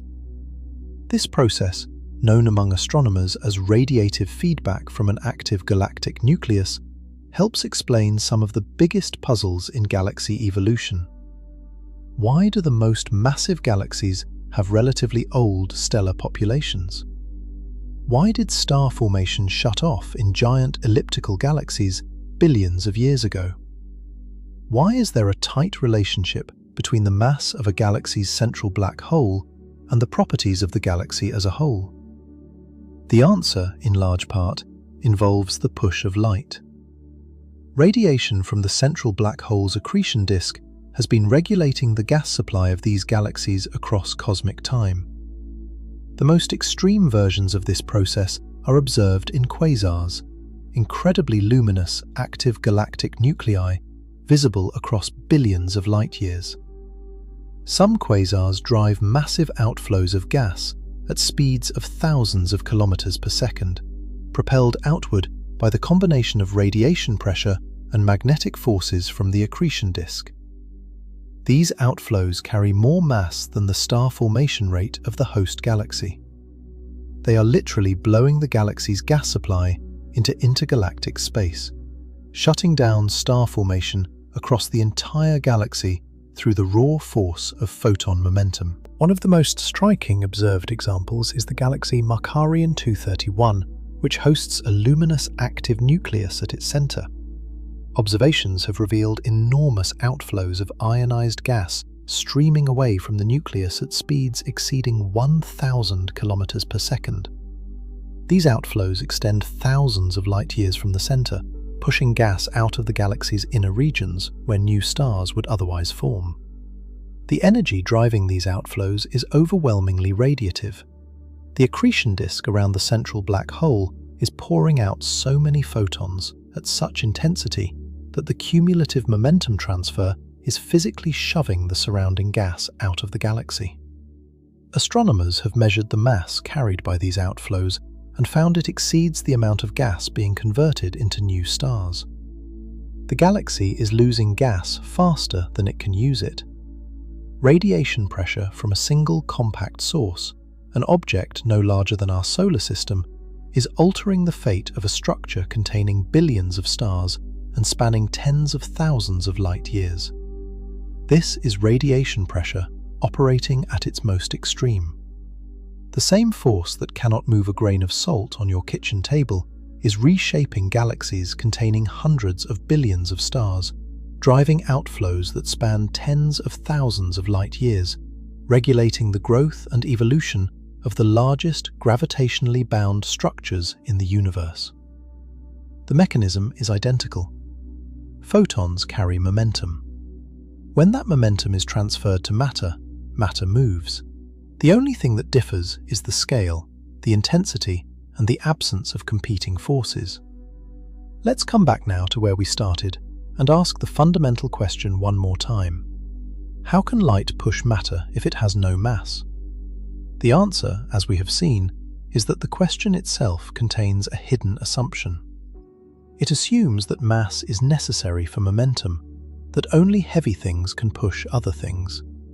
This assumption comes from everyday experience, and in everyday experience, it is perfectly reasonable. Everything you have ever pushed or been pushed by has mass. Baseballs, trucks, ocean waves, gusts of wind. Mass seems inseparable from the ability to exert force. But it is not. The universe is more subtle than everyday experience suggests. Mass is one way to carry momentum, but it is not the only way. Energy in motion also carries momentum. This is not a workaround or a loophole, it is a fundamental feature of the universe's deepest laws. Einstein's full energy-momentum relationship shows this with mathematical clarity. For a massless particle, momentum equals energy divided by the speed of light. No mass is needed. No mass is hiding. No mass is being smuggled in through some backdoor definition. The photon has energy. The photon is in motion, and therefore the photon carries momentum. Full stop. Conservation of momentum does the rest. When a photon is absorbed, its momentum does not vanish. It transfers to the absorbing object. When a photon is reflected, roughly double the momentum transfers because the photon's direction reverses. And the mechanism of transfer is not a mechanical collision between solid objects. It is an electromagnetic interaction. The oscillating electric and magnetic fields of the light wave reach into the material and accelerate the charged particles inside. Fields push charges. Charges are part of matter. Matter moves. That is how light pushes things. This chain of reasoning is not speculative. Every link has been tested and confirmed. Photons have zero rest mass, confirmed to extraordinary precision. Photons carry momentum proportional to their energy, confirmed by the Compton effect and countless other experiments. Conservation of momentum requires that momentum transfer when photons interact with matter, confirmed by every radiation pressure measurement from Lebedev onward. The mechanism involves electromagnetic field interactions with charged particles, confirmed by Maxwell's equations and a century and a half of electrodynamics. What looks like a paradox is actually one of the most elegant truths in physics. The universe does not require mass for force. It requires momentum. And momentum, at its deepest level, is a property of energy in motion, not a property of mass alone. Light taught us this. The massless photon, carrying its tiny quantum of momentum, pushing on everything it touches through the silent pressure of oscillating fields, revealed that our everyday intuition about force was incomplete. Not wrong, just incomplete. Newtonian physics is a special case, a brilliant approximation that captures the behavior of massive objects at everyday speeds. But the full picture is wider, richer, and stranger than Newton could have imagined. Every time you stand in sunlight, trillions of photons are striking your skin every second. Each one carries a tiny packet of momentum. Each one delivers a microscopic push. You cannot feel it. You will never feel it. But it is there, as real as gravity, as real as the ground beneath your feet. The same force that you cannot detect on your skin holds up the most massive stars in the galaxy. The same force cools atoms to billionths of a degree above absolute zero. The same force drives stellar winds that enrich the cosmos with the heavy elements your body is made of. The same force regulates the growth of galaxies across billions of years of cosmic history. And it all comes from something with no mass at all. A quantum of light, traveling at 300,000 kilometers per second, carrying energy and momentum through the oscillation of electric and magnetic fields. Weightless, massless, and yet capable of pushing the universe around. That is what makes physics beautiful. The rules are simple. Conservation of energy, conservation of momentum, the relationship between energy and motion. But the consequences of those simple rules, played out across the full range of scales from a single atom in a laser trap to a quasar driving galactic outflows across 100,000 light years, are staggering in their richness. The same laws that explain why you cannot feel the sun pushing on your hand also explain why the most massive stars cannot grow beyond a certain size. The same equations that describe the cooling of a cloud of atoms also describe the sculpting of nebulae across light years of space. One force, one mechanism, one set of laws, applied everywhere at every scale without exception. That is not a paradox. That is the deepest kind of unity nature has to offer. And the next time you step outside on a clear day and feel the warmth of the sun on your face, remember, the warmth is only part of what the light is doing. It is also pushing you. Not hard enough to feel, not hard enough to matter in your daily life, but enough to move dust between the planets, enough to hold up a star, enough to shape a galaxy, enough to cool an atom to the coldest temperature in the universe. Light has no mass, but it has never needed any. Thank you for joining me on this journey through one of the most surprising truths in all of physics.